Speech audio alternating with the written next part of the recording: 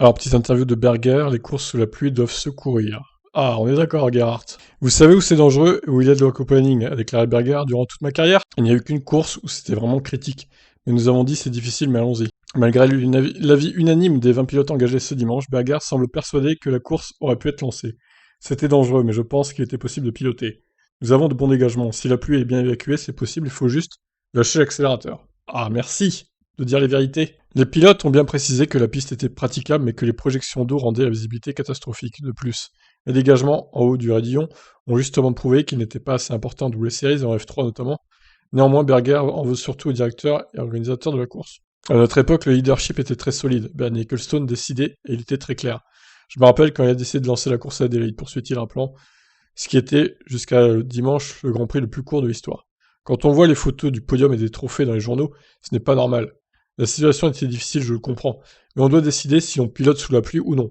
Les Américains ont décidé que la NASCAR ne courait pas sous la pluie. Alors sur les ovales, oui, mais ils ont fait des efforts hein, sur les routiers maintenant, ils ont des pneus pluie, même en NASCAR Sprint Cup, enfin on va dire la catégorie la plus huppée de la NASCAR, et ils mettent des essuie-glaces aussi sur leur pare-brise, donc en NASCAR ça court sous la pluie maintenant sur routier, pas sur ovale effectivement. En revanche, Berger ne veut pas critiquer Michael Masi nommément, mais juge plutôt que la F1 doit prendre les risques qui accompagne les courses sur le mouillé. Il fait un bon travail dans ce cas, il s'agit aussi des plus gros problèmes avec l'assurance et autres. Mais les fans qui attendent sous la pluie pendant 10 heures, ça ne doit pas arriver. C'est toujours plus facile avec le recul, mais mon avis est que s'il doit y avoir des courses sous le mouillé en F1, il faut qu'on les fasse. Effectivement, donc le plus gros problème étant la visibilité, bon, après les pilotes pouvaient peut-être se décaler et rouler doucement pour éviter de percuter le mec devant, quoi, enfin... Après, c'est facile à dire depuis son canapé, c'est sûr, mais bon, je sais pas, ils sont quand même payés des millions d'euros pour certains, voire même des dizaines de millions d'euros pour certains. Je demande pas à ce qu'il y ait des crashs, hein, mais bon, voilà, ils pourraient faire un effort quand même, je sais pas.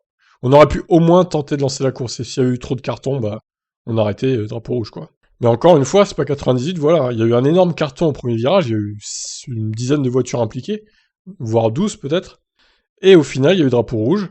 Voilà, ils ont pas attendu 2-3 heures que la pluie se calme, ils sont repartis, bon, une demi-heure après, quoi, le temps de dégager toute la piste. Et les conditions étaient exécrables aussi, c'est pas 98 ans. Et d'ailleurs, il y a eu plusieurs accidents pendant la course. Bon, la vidéo, je l'ai faite hier, sur cet extrait-là, justement. Je vous invite à aller la voir si vous l'avez raté. Bref, en tout cas, je suis d'accord avec Gerhardt, pour le coup. Et vous? Bye bye.